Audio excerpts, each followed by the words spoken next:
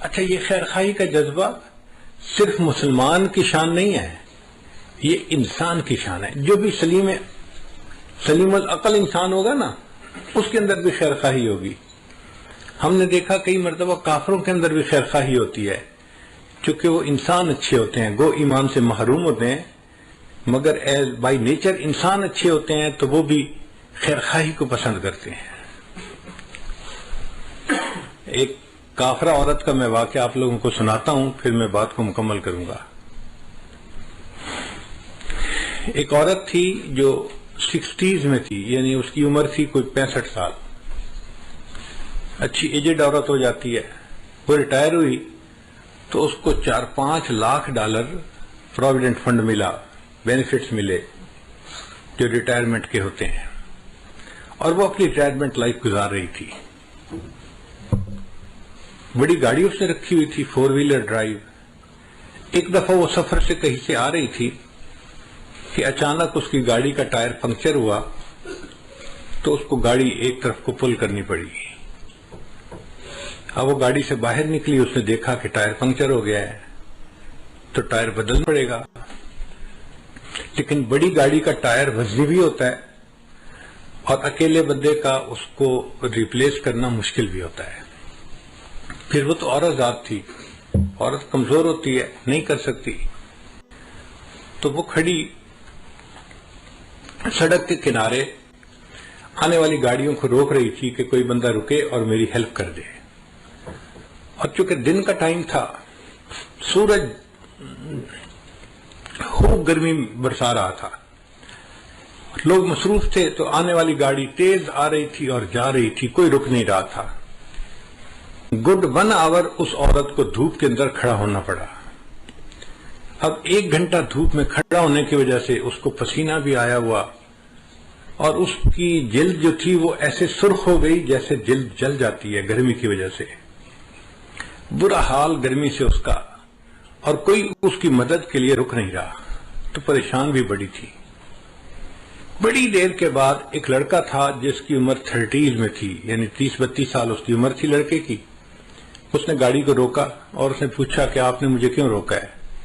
اس نے مجھے آپ کی ہیلپ چاہیے، آپ میرا ٹائر بدلوانے میں مدد کر دیں تو میں بھی چل پڑوں گی.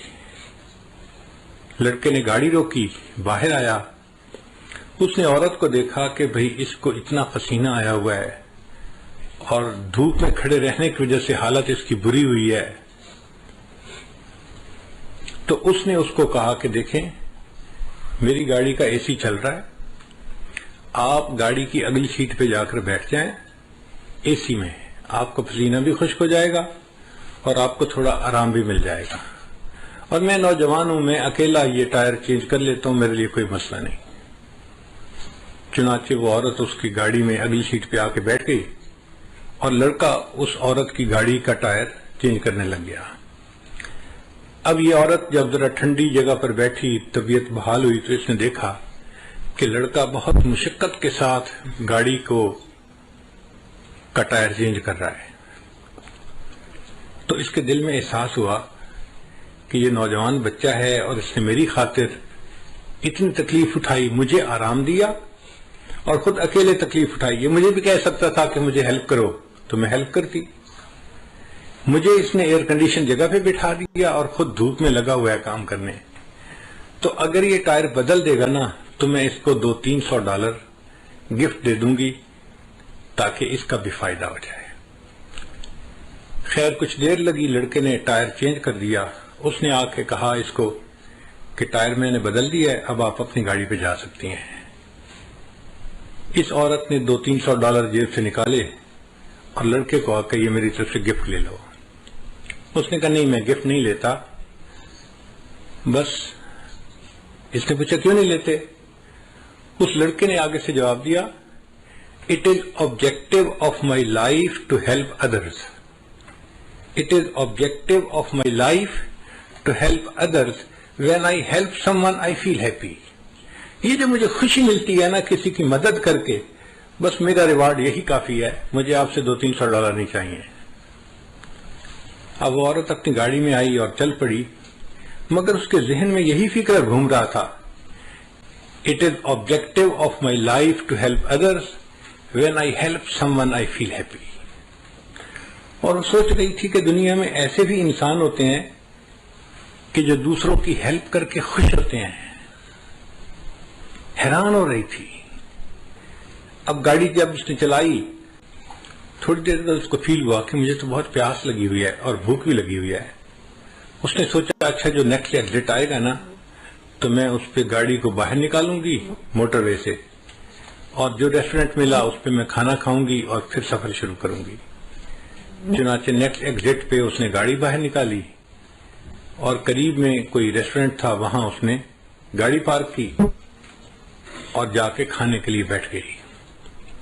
اس ہوٹل میں ایک ویٹریس تھی ریسٹورینٹ میں جو کھانا لاتی تھی. اس نے پوچھا کیا چاہیے, اس نے بتایا مجھے یہی چیز لا دو. تو وہ ویٹریس اس کے لیے کھانا لے کے آئی.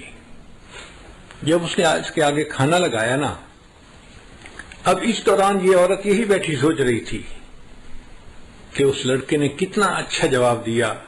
It is objective of my life to help others. When I help someone, I feel happy. اس عورت نے, بوڑھی عورت نے دیکھا کہ وہ جو ویٹریس کھانا لے کے آئی ہے وہ ایک نوجوان اور پریگننٹ لڑکی ہے, اور اس کے جسم کو دیکھ کے پتہ چلتا ہے کہ اس کا پریگننسی کا کوئی 6واں مہینہ چل رہا ہوگا, یعنی کافی قریب وقت ہے ڈیلیوری کا. اب ایسے وقت میں تو عورت کو گھر پہ آرام کرنا چاہیے, مگر وہ ڈیوٹی کر رہی تھی. تو اس نے سوچا یہ غریب لڑکی ہوگی, اس لیے اس کو نوکری کرنی ہے تاکہ اپنے آپ کو سپورٹ کر سکے. تو اس نے اس سے ذرا بات پوچھی کہ تمہارا کیا حال ہے, تم کیا کرتی ہو. اس نے بتایا کہ میں شادی شدہ ہوں اور میں پریگننٹ ہوں اور میرا 7واں مہینہ لگا ہوا ہے اور 2 مہینے کے بعد ڈیلیوری ہے, مگر یہاں پہ جو ہاسپٹل ہے نا اچھا وہ بہت مہنگا ہے, اور میں اور میرے ہسبینڈ ہم دونوں چاہتے ہیں کہ بچے کی ڈیلیوری وہاں پہ ہو, مگر اس کی فیس ہم نہیں دے سکتے. تو ہم میاں بیوی نے آپس میں مشورہ کیا, کچھ پیسے میرا ہسبینڈ جمع کرے گا اور کچھ پیسے میں جمع کروں گی, اور مل کے ہم اس فیس کو ادا کریں گے. اب چونکہ میں نے پیسے جمع کرنے ہیں تو میں اس وقت چھٹی نہیں لے سکتی, مجھے اس پریگننسی کے باوجود ڈیوٹی کرنی ہے. میں تکلیف اٹھا رہی ہوں مگر میں ڈیوٹی کر رہی ہوں. اب اس عورت کے ذہن میں خیال آیا کہ میرے پاس تو ریٹائرمنٹ کے کوئی $500,000 بینک میں پڑے ہوئے ہیں.